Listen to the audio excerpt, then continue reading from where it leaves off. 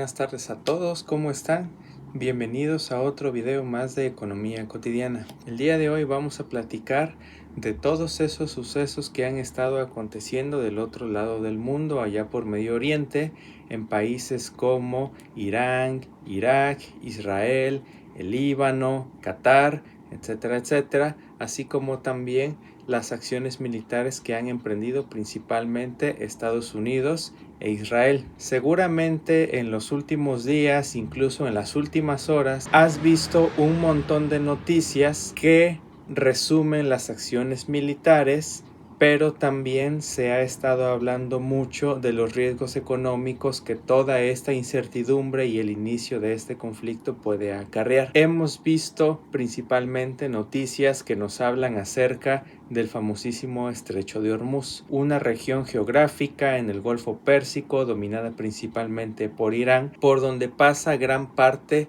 del petróleo que producen estos países. Todos tenemos conocimiento de que estos países son de los principales productores de petróleo y de gas natural en todo el mundo. Y también sabemos que después del conflicto entre Rusia y Ucrania, los países europeos han buscado alternativas para encontrar suministro del petróleo y del gas natural.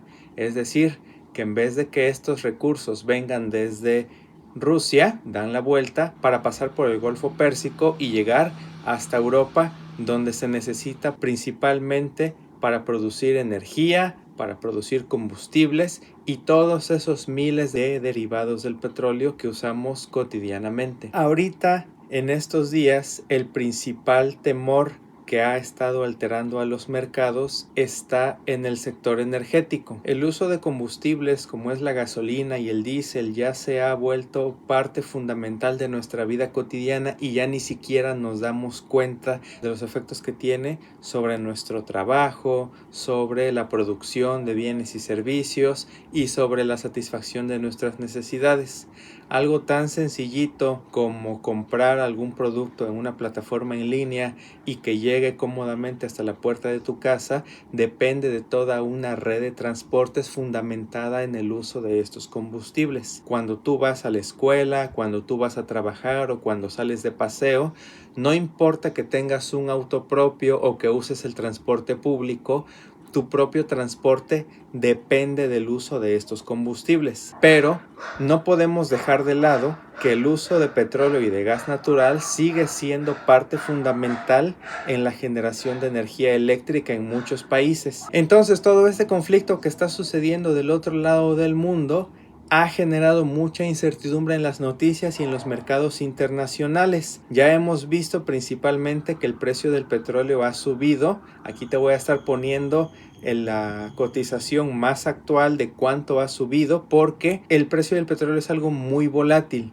Puede subir o puede bajar en un abrir y cerrar de ojos. Por eso hay que estar muy atento a las noticias para ver cómo va evolucionando el precio, pero no solamente el precio del petróleo, sino que también tenemos que estar revisando las noticias del precio del petróleo, del gas natural, de los combustibles y de un montón de bienes y servicios derivados de estos. Y aquí viene el sentido principal de este video. Todo este conflicto militar y toda la problemática energética que se está suscitando del otro lado del mundo, ¿cómo te va a afectar a ti? Como en este canal tratamos de explicar la economía y todos estos fenómenos de la forma más sencillita posible, vamos a resumir un montón de indicadores macroeconómicos y un montón de fenómenos macroeconómicos para que los podamos entender de una manera muy sencilla, porque a fin de cuentas no es el mismo efecto que va a tener este conflicto internacional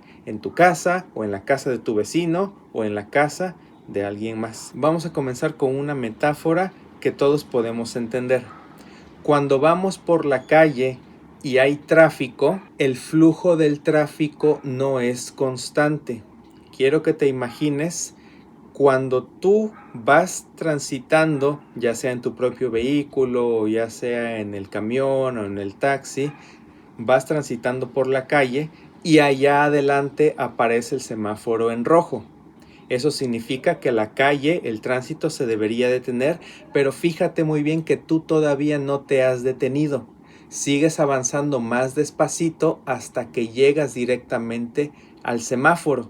Solamente cuando ya te encuentras directamente con el semáforo o con un auto delante de ti es cuando ya te detienes. Entonces sucedió una indicación de freno acá adelante, pero tú todavía seguías avanzando un poquito hasta que llegaste a esa indicación de freno. Te esperas un ratito y después el semáforo ya se pone en verde. La indicación ya no es de freno, sino de avanzar, pero tú todavía no estás avanzando, porque hay un intervalo entre la indicación y la acción que tú tomas. Si tú tienes varios autos adelante de ti, a pesar de que el semáforo ya está en verde, tiene que avanzar el primer auto y luego el segundo auto y luego el tercer auto, pero ya viste que tú todavía estás detenido. Hasta que todos los autos anteriores a ti empezaron a avanzar, ahora sí es cuando tú ya te empiezas a mover. ¿Y qué tiene que ver todo esto con la economía? Pues que esta metáfora del tránsito nos sirve más o menos para ilustrar de manera muy sencillita cómo funcionan los ciclos económicos, porque los ciclos económicos de producción y consumo no funcionan de manera automática.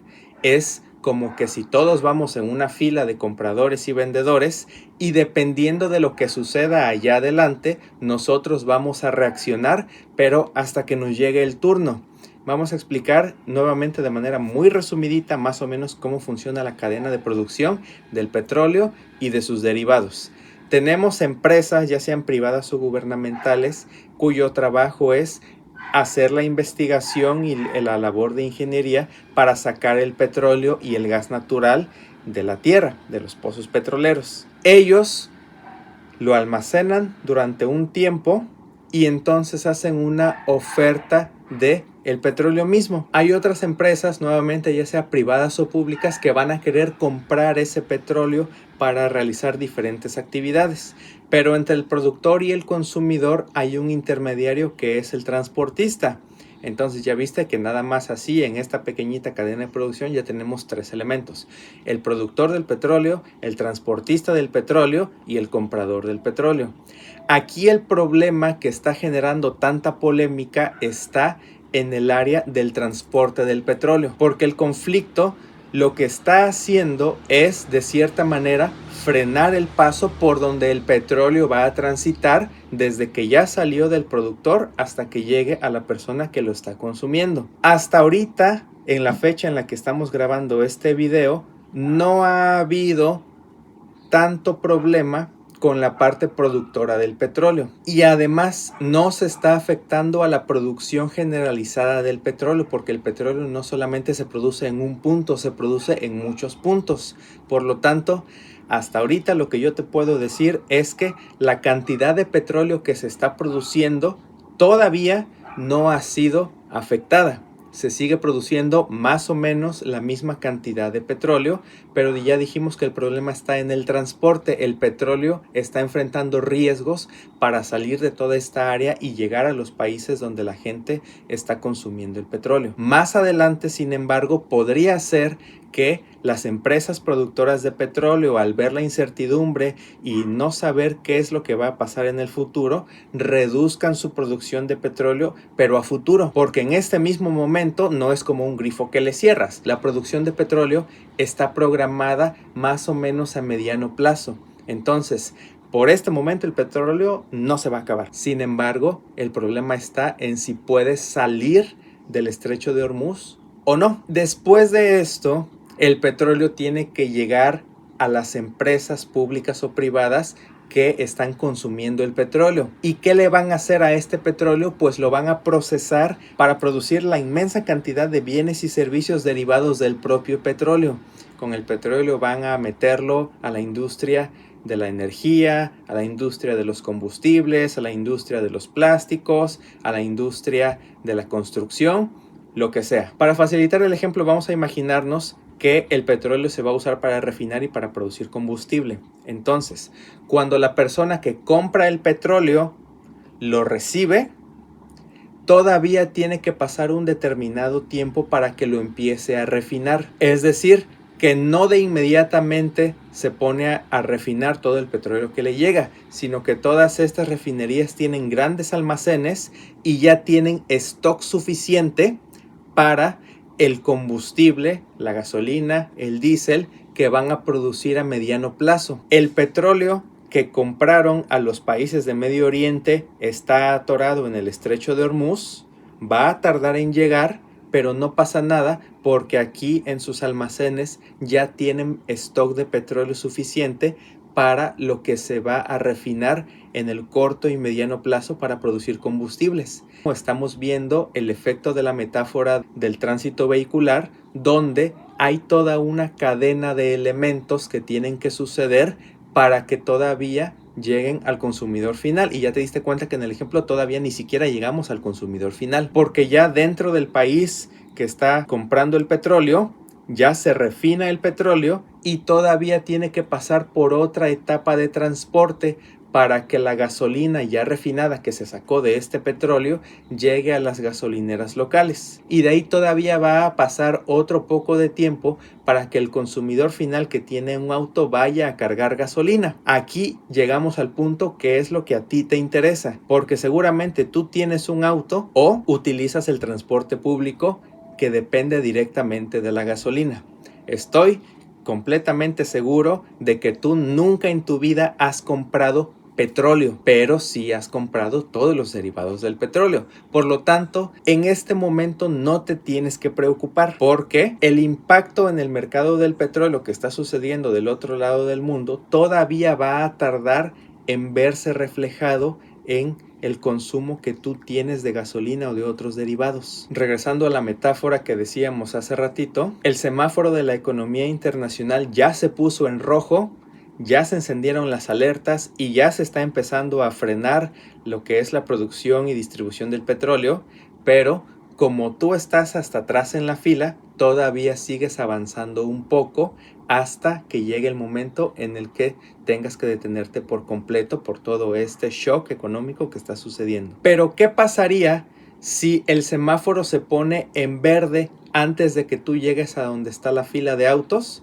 Pues ciertamente vas a tener que desacelerar un poquito, pero es posible que ni siquiera tengas que detenerte por completo. Esto, transportado a lo que estamos explicando del petróleo, es que todos los demás actores económicos que están siendo afectados por este conflicto van a frenar su productividad económica, pero va a pasar mucho tiempo hasta que este freno en la economía te termine de afectar a ti. Además, te das cuenta de que entre más larga sea la cadena productiva, más intereses económicos hay. Y por supuesto que a estas personas pues no les conviene estar en conflicto porque no quieren ver cómo su riqueza está siendo reducida por todo este shock económico que está aconteciendo. Por lo tanto, van a hacer todo lo posible por mantener su producción y distribución del petróleo, del gas natural, de la energía eléctrica y de todos los demás derivados.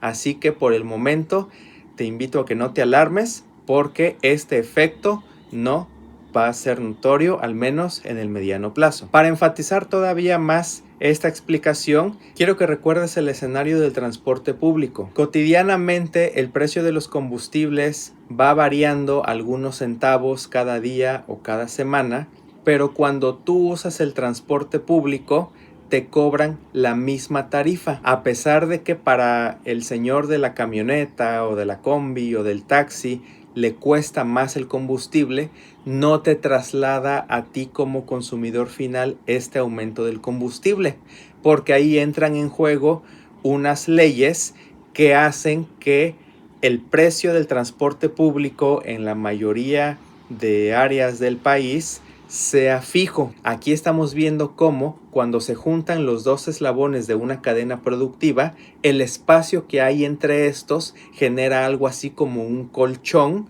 que va frenando todos los shocks económicos. Ejemplos como estos podemos encontrar miles en diferentes segmentos del mercado. Cuando sube el precio del jitomate, a ti no te suben el precio de tu torta que trae jitomate de un momento a otro, sino que nuevamente aquí entra este colchón de los intermediarios para frenar el impacto económico. Cuando hay escasez de limón y tú vas a la taquería, tampoco te han subido de la noche a la mañana el precio de los tacos. Simplemente has notado que te entregan más poquito limón. Todas estas decisiones aunadas de los diferentes elementos de la cadena productiva, te repito que amortiguan el impacto hacia el consumidor final. Y además vamos a hablar aquí ahora de otro elemento clave que nos permite ser optimistas con respecto a toda la incertidumbre que está aconteciendo, que es el concepto de la elasticidad de la demanda. Hemos dicho anteriormente, y quiero insistir mucho, que tú como consumidor tienes más poder del que tú crees. Tienes el poder de decidir en qué vas a usar tu dinero. El poder adquisitivo que tú tienes te da la capacidad de elegir qué bienes y servicios quieres consumir, y tú como consumidor tienes bastante flexibilidad a la hora de consumir diferentes tipos de bienes o servicios. El concepto de elasticidad de la demanda, dicho de una manera muy sencilla, se refiere a cómo reaccionas tú cuando te alteran los precios que estás pagando por los diferentes bienes y servicios. Y aunque suena muy difícil, créeme que es mucho más sencillo de lo que te puedes imaginar, porque es algo que tú ya estás haciendo todos los días. Si tú quieres comer una torta, pues vas a comprar todos los ingredientes necesarios para hacerte tu torta. Pero ¿qué pasa si te das cuenta de que los precios de los ingredientes han estado estables, excepto el precio del jitomate, que ya subió, por decir algo, un 50%? La decisión más lógica que tú puedes tomar es simplemente hacerte una torta sin jitomate. Ciertamente ya depende de tu propia decisión si tú consideras que puedes prescindir del jitomate, o bien si consideras que el jitomate es absolutamente necesario para tu torta y entonces estás dispuesto a pagar por este aumento del precios. Pero de manera muy lógica, pues dices torta sin jitomate y ya estás modificando tu demanda como respuesta a este aumento del precio. Esto lo haces todo el tiempo. Si te presentan dos productos, uno con precio más elevado y otro con un precio que se ha mantenido fijo, tú eres el que decide si te quedas con el producto más barato o si bien vale la pena que pagues más por el producto que ya ha subido de precios. Ya te diste cuenta que de todo este conflicto del gas natural y el petróleo, tú eres consumidor final de los bienes y productos ya derivados, porque repito, difícilmente alguna vez has comprado un barril entero de petróleo. Tú estás consumiendo gasolina, y me voy a quedar con el ejemplo de la gasolina porque es algo de lo más típico, de lo más cotidiano, y es algo donde nosotros estamos viendo constantemente la volatilidad de los precios que suceden en el mercado. Cuando tú eres consumidor de gasolina y te das cuenta de que ya te están subiendo el precio de la gasolina, ¿cuál es tu reacción natural? Pues tratar de ahorrar gasolina. Nuevamente aquí ya entramos en el ámbito de las decisiones personales. Porque si tú tienes la posibilidad de usar menos tu auto, ya estás reaccionando de manera contraria a este aumento de los precios del combustible. Si tú usas menos tu auto, el aumento de los precios del combustible, pues la verdad es que no te va a afectar. Si tú tienes la posibilidad de caminar o la posibilidad de usar el transporte público, que ya dijimos que usa tarifas fijas y se ve amortiguado al incremento de los precios del combustible, esa es la manera como tú reaccionas a todo este aumento de los precios de los bienes finales. Y a fin de cuentas, eso te lleva a ti a ahorrar más y a usar tu dinero de la manera más inteligente posible. Y ahora la cadena ya va en sentido contrario. ¿Qué va a pasar cuando toda la población reduzca su consumo de combustibles, reduzca su consumo de electricidad como reacción al aumento de precios? Pues las empresas que venden combustible y que venden electricidad se van a dar cuenta de que su demanda se está reduciendo. ¿Y qué van a hacer ellos para no perder clientes? Se van a ver presionados a bajar los precios. Ya viste cómo ahora la cadena productiva va en sentido contrario. Y como te decía hace un momento, el conjunto de los intereses de todas las empresas, de todos los gobiernos y de todos los individuos que están conectados en esta cadena productiva nos lleva más o menos a buscar el control de la economía en general. Además, aquí tendríamos que hablar también de otros factores externos que dificultan un poco más el análisis, porque si tú eres de México, te vas a dar cuenta de que México es propiamente productor de petróleo. Así que la cadena de producción de bienes y servicios derivados del petróleo que tenemos aquí en México es diferente a la cadena de producción que existe del otro lado del mundo, porque nosotros compramos y vendemos petróleo con países como Estados Unidos. Entonces aquí es incluso más difícil que el conflicto internacional nos termine afectando a nosotros. Sin embargo, sí va a haber una afectación.